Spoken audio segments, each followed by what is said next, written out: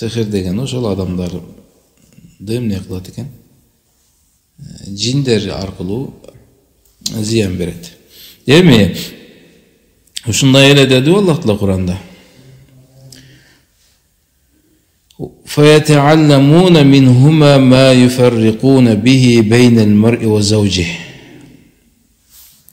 Кийин алар ошол эки периштеден жакшы нерсе үйрөнгөн жок дейт. Аял менен күйөөсүнүн ортосуна ажырата турган нерсе үйрөндү дейт.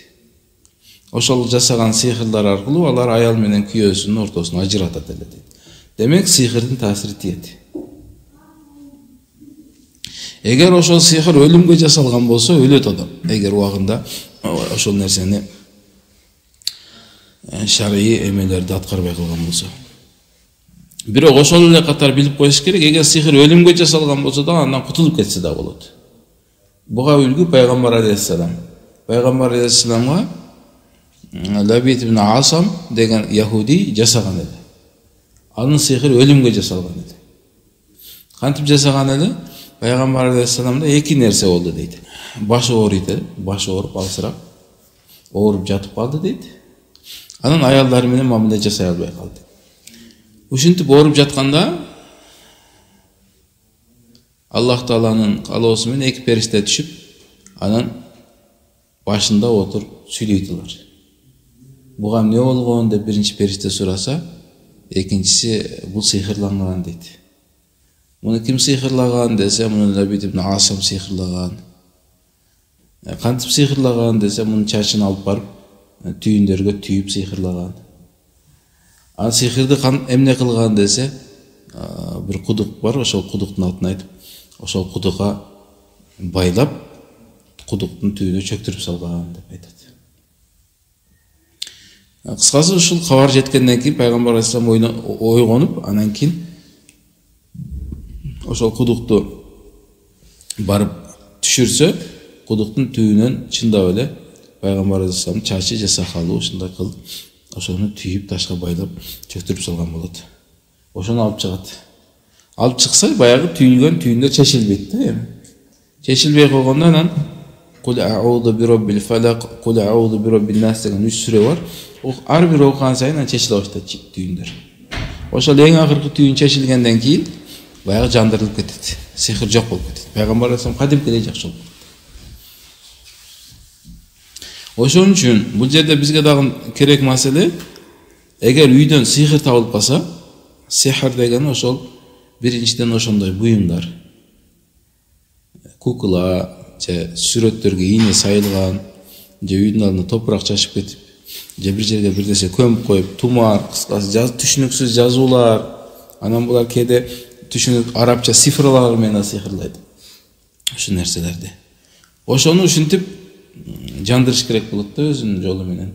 Эгер жандырбаса, анда ал көпкө созулат, кыйнайт. Анан бизде мындай да, ошондон коркуп кетет дагы, көпчүлүк ошондой сихирланган буюм табылып калса, тез жок кыл дейт. Эмне кыл десе, өрттөп сал, же сууга чөктүрүп сал дейт. Бул туура эмес. Анткени сихирди 4 жол менен жасайт. Хаваи деп коет. Биринчиси аба аркылуу сихирлайт. Кийин туроби, топурак менен, маи, суу менен, нари, от менен. Эгер жасалган сихир от менен жасалган сихир болсо, анда ал отко күйгөндөн кийин күчүнө кирет. Ошон үчүн күйгүзүп салганда кайра күчөтөт ошол нерсени. Маи эгер суу менен жасала турган сихир болсо, ал сууга агызгандан кийин, сууга түшкөндөн кийин күч алат. Хаваиде бул топурак же мындай таштап койсо, канча аба ары бери өткөн сайын ал күчүнө кире баштайт. Туроби топуракка көмүп салгандан топурактын ичинде канча жаткан сайын ал ошончолук күчкө кирет. Ушинтип сихирларды жасайт, анан мунун таасири эмне экени сөзсүз түрдө тиет илля би изниллах деп айтты. Алар зыян бере албайт деди. Бирок Аллахтын изин, Аллахтын каалоосу менен гана зыян берет. Туура кээ бирлер айтат, Алла Кудай кааласа болот, эмне кыласың, башты оорутпа деген нерсе. Жок, бул ушундай адамга ушундай нерсеге жеткирүүгө себеп болот. Эми дагы биздеги ушул кемчилик, ушул коркунуч бизде мындай кылат да. Биз өзү негизи түпкүлүгүндө эле бир ушундай калкпыз го. Ооруп калсак больницага анча мынча оор болбосо барбайды эле кое беребиз го. Анан ушу сыйкырда дагы көңүл коштук жасап туруп, убакыт өткөрүп жиберсе, ошол сыйкыр кээде оору мындайча айтканда ракка айланып кетет көбүнчө. Ошол адамда жүрө ракка айланып кетет. Анан баягы эпилепсия. Анан кыскасы ушундай бир ооруларга, хронический ооруларга өтүп кеткенден кийин больницага барса, томографияга түшсө таза чыгат. Же дары бир эмен тапса дагы, баягы сыйкыр себептүү рак болуп калган клеткалар өлүп баштады да. Же ошондой. Ошону дарылаган менен сыйкырды медицина дарылай албайт. Же алар аппаратка чыкпайт. Бул медицинский эмескен окутуш керек экен десе, келип дем салдырса, баягы сыйкырга таасир бергени менен ал жерде оору турат да. Рак өтүп кеткен. Кайыр жакшы. Бул же өтө оор эмеге жетип барган болуп калат да. Анан сыйкырда кээде, мисалы үчүн, аялдар төрөй калат, мисалы үчүн. Ошол нерсе кээде ашказан же жүрөк ооруйт, больницага барса таза чыга берет, бирок ооруй берет.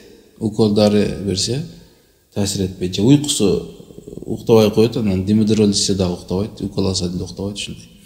Таасир бербейт да. Ошондо эмне түшүп кетсе, демек сыйкырды жече албайт. Ошол даражага жетип калганда уже кыйын болуп калат.